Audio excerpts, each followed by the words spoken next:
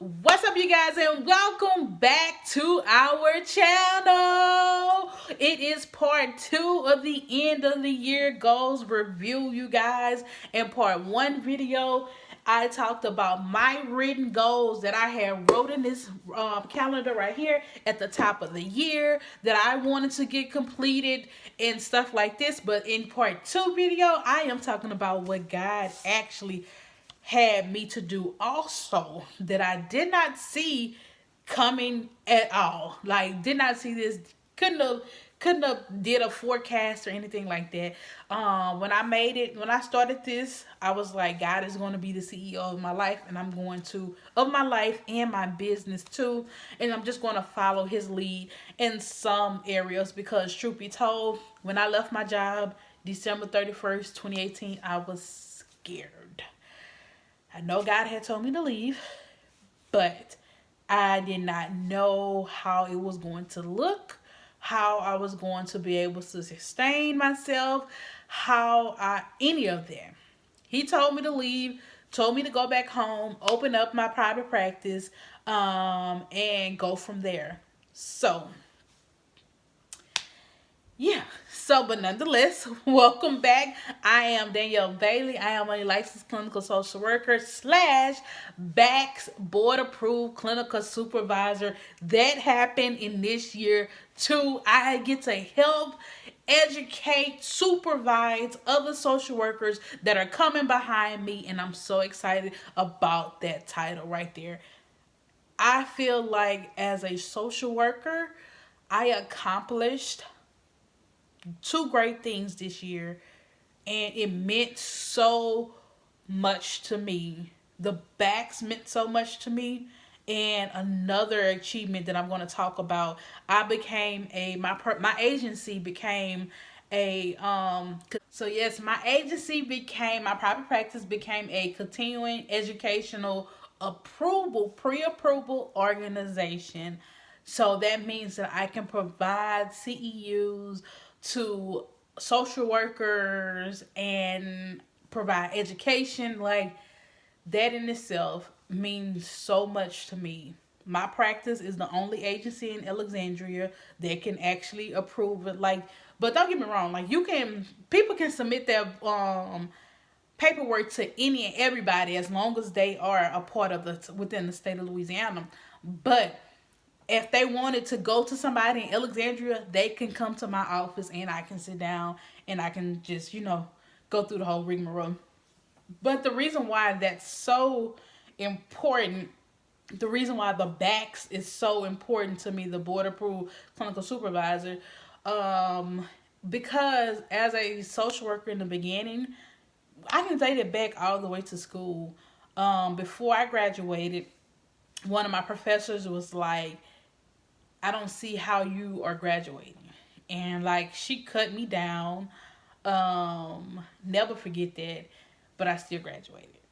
Then, I faced adversity with passing my LMSW exam, passing the clinical exam, had thoughts of, am I a great social worker? Will I be a great social worker? Like, had all those thoughts that I'm not a good social worker. Like, so much adversity to get to where I'm at right now, to where it's just amazing. Like, I'm so excited about being able to help other social workers that may not have such a easy road to be like, look, if I done it, you can do it too. So those credentials as a social worker mean so much to me personally.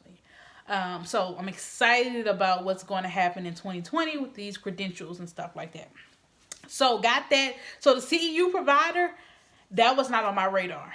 I didn't write that down in that book. That was something that God did, and it happened in the last quarter.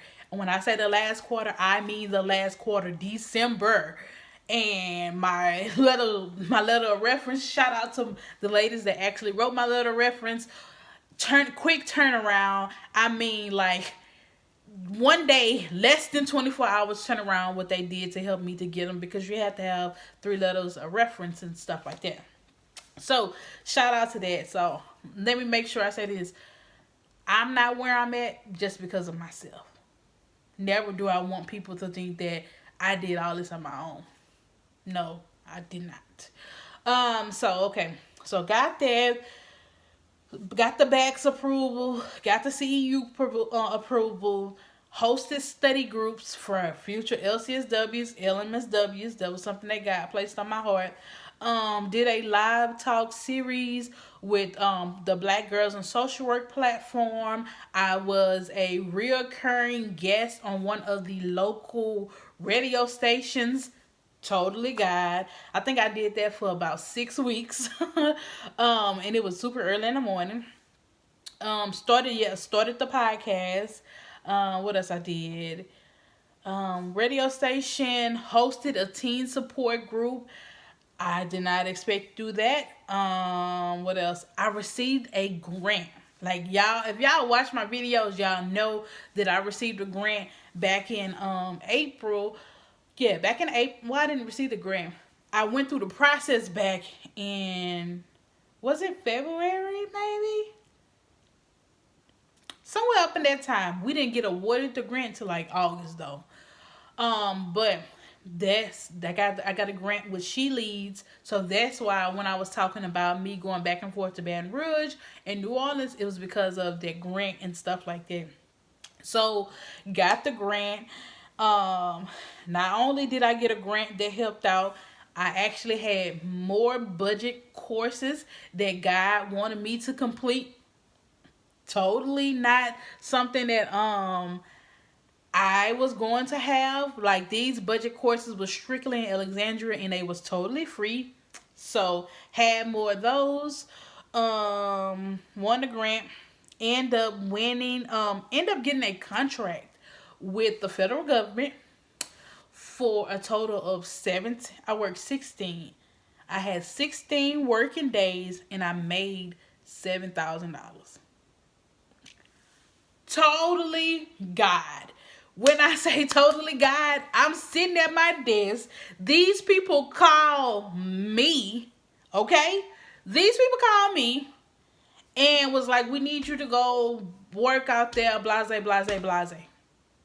I end up getting a sign-on bonus. That's how I made so much money. I got a sign-on bonus.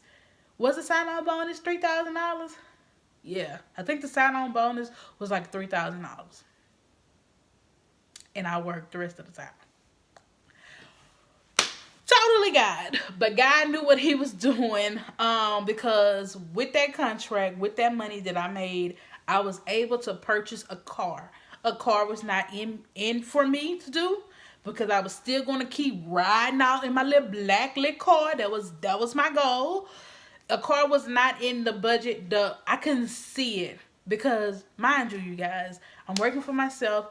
I don't have that many clientele. Like, when I say God kept me this year, God kept me because it was a time where I wasn't seeing that many people at all. If I was seeing 8 people a week, I was doing good. To now, I'm seeing 20 plus clients, okay? So during this time, I need a car now. Where I'm gonna get the money from for a car, you know? So God worked it out to where the contract came in just in time to where I was able to get that money. I had money saved up and I bought a brand new car to me, a 2012 Honda Accord with less than, how many miles did that car have on it? That car, it had less than 65,000 miles for like $12,000. Total steal, okay? Total steal. So, got the car. What else? So, got the car, was totally excited about it. And I end up getting into a training, the last thing, I end up getting into a training for, it was free too, for TF, CBT, Trauma Focused Cognitive Behavior Therapy. It's free to clinicians that accept Medicaid. The only thing that you had to do was pay for. Only thing we have to pay for is when we go to Baton Rouge, you have to pay for your own travel, eating, and lodging. This training is easily, I want to say, about $1,500.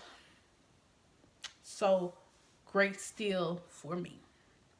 So all of that was in God's plan, not my plan. So that is my year in review for 2019. I am currently writing down some of my goals for 2020. I don't know what's gonna happen for 2020. Yeah, but I'm gonna write them down. I am dreaming big too. I'm dreaming big. Go big or go home, you know? If what I wrote down in there could manifest, I need to write down, I think, a little bit bigger and broader. So yeah. Nonetheless, y'all, that's all I have for y'all on today. Y'all drop in the comment section below your goals that were completed, that were not completed, and let me know how y'all doing. Let me know if y'all, what type of videos do y'all want to coming in 2019. I'm going to talk to you guys about some, not 2019, child, 2020. Talk to you about some other business ventures that I actually want to try. Share with you guys some of my goals that I want to do, and go from there. Thank you guys so much for being with me, coming on this journey with me. Make sure you like, share, and subscribe to this video channel. Boom, boom, boom. Bye, y'all.